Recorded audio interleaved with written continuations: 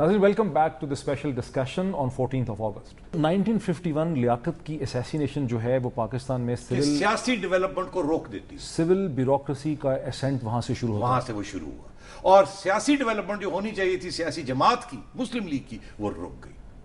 So political جو state ہے جو بناتی ہے، جو پولیٹیکل پارٹی بناتی ہے، وہ پیچھے ہٹ جاتی ہے، پیچھے ہٹ جاتی ہے، اور انگریز کے چھوڑے ہوئے دو اسٹرکچر جو ہیں سول بیوروکریسی اور ملٹری جو ہے وہ سامنے آنے لگ جاتے ہیں. اسی لیے کہتے ہیں کہ ہماری سول بیوروکریسی اور آرمی اوور ڈیولپڈ ہے، ہماری سیاسی جماعتیں اور سیاسی موومنٹ جو وہ انڈر ڈیولپڈ رہا، اسی لیے فوج اور بیوروکریسی ہمیشہ حاوی رہے ہیں، اور اسی لیے ان کے آپ جب دیکھتے ہیں ان کے پیریڈز آف رول تو وہ بڑے اسٹرانگ رول ہوتا ہے، اور وہ کلونیل رول کو ریمائنڈ آپ کو کراتا ہے.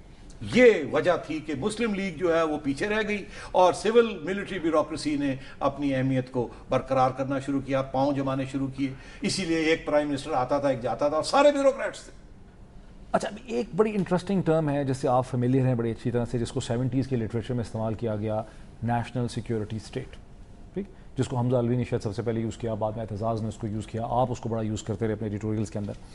جو 1948 کا کانفلکٹ ہے، جب جناح الائیو ہیں، گریسی کو اوکن لیگ کو آرڈر دیتے ہیں، گریسی ان کے آرڈر جو ہے وہ ماننے سے انکار کر دیتا ہے بیکاز گریسی اپنے آرڈرز لیتا ہے اوکن لیگ سے جو کہ سپریم کمانڈر ہے. وہ سارا جو ٹراما ہوتا ہے، اس ٹراما میں پاکستان کی ملٹری اسٹیبلشمنٹ کی بھی تو بھرت ہوئی نا نجم. بالکل 1950s میں ملٹری اسٹیبلشمنٹ بالکل ہوئی. اسی لیے تو وہ میں آپ سے کہہ رہا ہوں کہ ایوب خان کیبنٹ سے ہٹ کے، وہ ڈیفنس منسٹر سے ہٹ کے وہ ٹیک اوور کر لیتے ہیں، سکندر مرزا ان کو انوائٹ کرتے ہیں، لٹرلی انوائٹ کرتے ہیں. تو یہ سول ملٹری نیکسس جو ہے 1950s میں بنا. آٹومیٹکلی اس کی جو لیگیسی تھی وہ یہ نہیں تھی کہ الیکشنز ہوں گے اور پولیٹیکل پارٹیز واپس آئیں گی، وہ ملٹری نے ڈائریکٹ ٹیک اوور کر لیا. تو that is where the first national security جو ہے نا ایک ملٹری اسٹیٹ کی، ملٹری ڈومینیشن کی جو بات ہے وہاں سے شروع ہوتی ہے. مگر میں آپ کو ایک بڑی دلچسپ بات بتاؤں کہ 1950s میں ایک اور چیز بھی ہوئی جس کو لوگ بھول جاتے ہیں. بیوروکریسی اور ملٹری کے انڈر پہلے آپ امریکہ کے محتاج بنے، یہ لوگ بھول جاتے ہیں. ہاں، امریکہ کا ریلیشن شپ 50s میں شروع 50s میں ہوا. سارے ڈیفنس پیکٹس آپ نے 50s میں امریکہ کے ساتھ کیے. ڈلس، جان فاسٹر ڈلس کی اسٹریٹجی، پاکستان امریکہ کے کیمپ میں جاتا ہے. جناح کا کیا ایٹیٹیوڈ تھا 2 سال؟ قائد اعظم کے زمانے میں تو بات ہی نہیں ہوئی تھی امریکہ کی. ان کے جانے کے بعد کچھ تھوڑے بہت انیشیٹیوز لیے لیاقت علی نے، مگر وہ چلے گئے. اصلی ڈیفنس پیکٹس جو سارے بنے وہ تو انڈر سول بیوروکریسی اور ملٹری کے جو رول ہے، وہ 8 سال کا جو رول ہے، اس میں سینٹو، سیٹو، بغداد پیکٹ، یہ سارے پیکٹس جو ہیں امریکہ کے ساتھ بنے.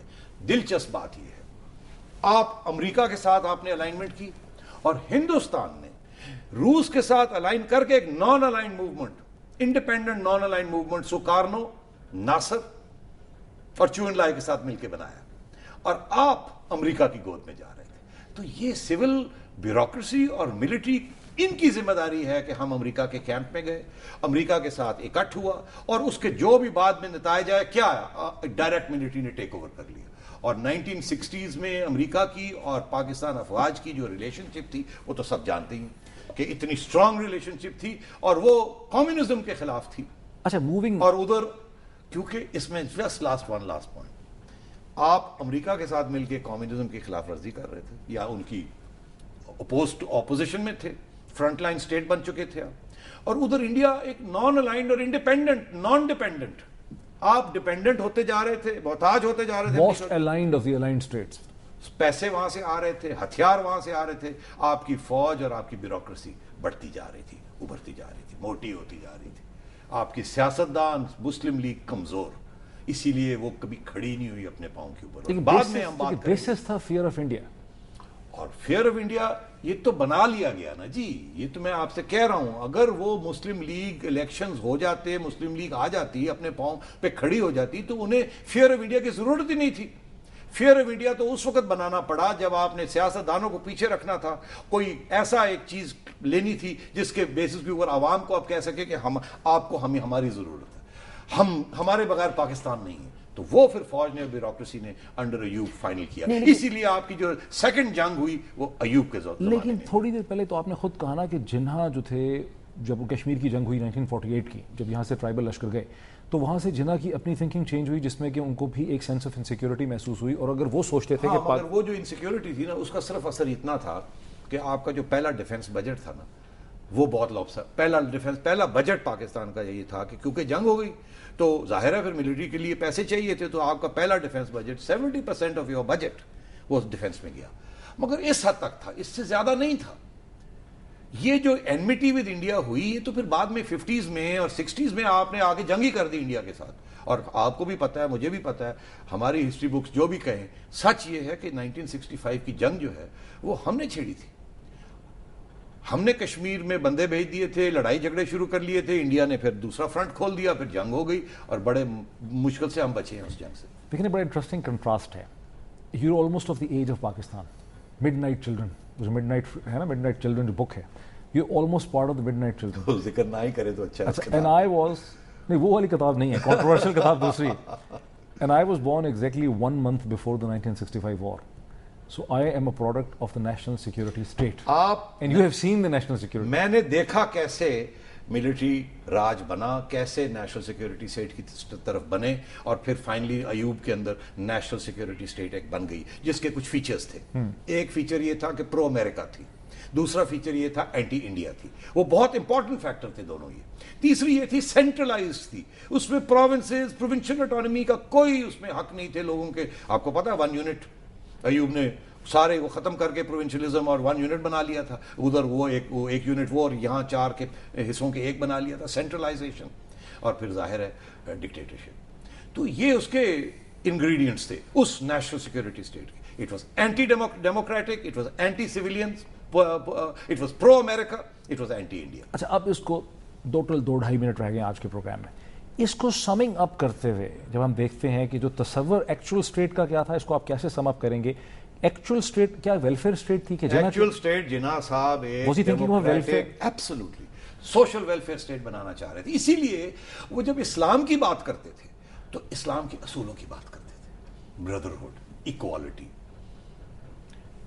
حصہ، حق، ان کی باتیں کرتے تھے۔ اسلام تو بہت زبردست ایک مذہب ہے نا، اس کے اندر تو سب چیزیں ہیں، لیکن مسلم اس لیے وہ ایک سوشل سیکیورٹی اسٹیٹ بنانا چاہتے تھے، کبھی نیشنل سیکیورٹی اسٹیٹ نہیں بنانا چاہتے تھے جس میں لوگ محروم ہو جائیں۔